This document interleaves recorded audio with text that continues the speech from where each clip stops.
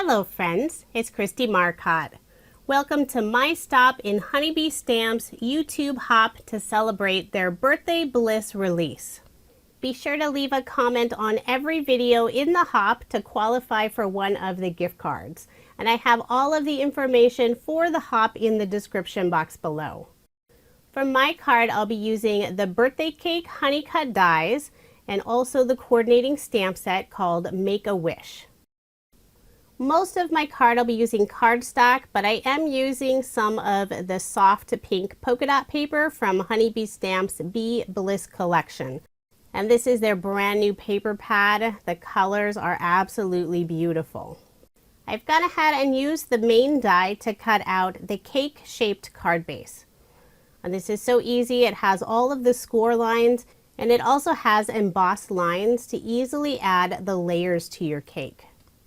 This is an irregular shaped card base, but it will fit inside an A2 size envelope even if you add the candles on the top, so that's really fun.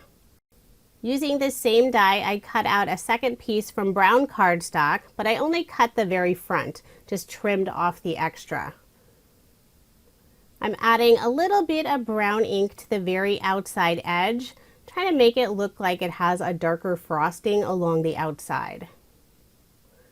Then I'll put liquid adhesive on the back and adhere my card front onto my card base. And I'm using Honeybee Stamp's Precision Tip Glue.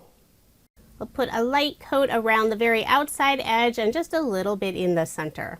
Then line it up on top of my card base. Some of the areas where you see a little bit of that white card base, I'll probably use my scissors and trim it off, or maybe use some brown ink just to cover up those white areas.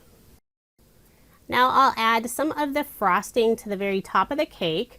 I'm using the stamp that's included on the coordinating set, and I'll be doing some heat embossing. I have the stamp on my acrylic block, and I'm using Honeybee Stamp's Clear Embossing and Watermark ink. I was very impressed how I was able to line up that stamp on that small piece of cardstock without leaning into the video. I'm using some clear embossing powder.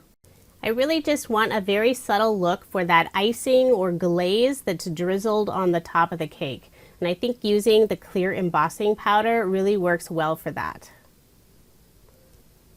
So there you can see that beautiful shine. Then I'll adhere this piece on top of the cake using liquid adhesive. And there isn't a separate die for this top piece of the cake. I simply cut another card front and then trimmed it out. Now I'll add all of those layers for the inside of the cake. And I decided to use the same color pattern paper. It's just pretty soft pink with lots of little polka dots. So I've cut all of those out and I'll adhere them in place using liquid adhesive. And with those embossed lines, they're so easy to line up. With the coordinating stamp set, there's also lots of different designs to add to the inside of your cake. But I decided to go with that very soft pink polka dot look. I've always loved the look of dark brown and light pink together. They're just so pretty. I have one more filling of the cake to adhere. And using some more of the dies from the birthday cake set, I have the candles, and I cut these out from some white shimmer cardstock. There is a coordinating die if you wanted to add more color, some of the stripes, but I'm going to go with just that white look. There's also the separate die to add the flame to the candle. So I'll just glue those two pieces together. Once the candles are all assembled, I can add them to the top of the cake. I'll put liquid adhesive just on the lower portion of the candle, adding one in the center first, and then the other two next to it. You could add just one candle. I thought it would be fun to have 3 on this cake. Using another die that's included in the set, this is the little frosting piece, decided to cut it out of some brown glitter cardstock. And I'll adhere one of those frosting pieces on top of each of the candles. This will add some beautiful sparkle. For the center frosting piece, I am popping it up using a thin foam square. Now, using the sentiment that's included on the stamp set, I'll add it to the middle layer of the cake. And I am using my mini MISTI just to make sure I get a good solid impression. It is never fun to be almost finished with your card, stamp the sentiment, and then mess it up. So just to add a little extra detail to this card, I've cut out several little flowers, and these are from Honeybee Stamp's Whimsical Spring Flower Set. I have 2 of the larger flowers, 1 of the smaller size, and then I'm adding that little center to the larger flowers.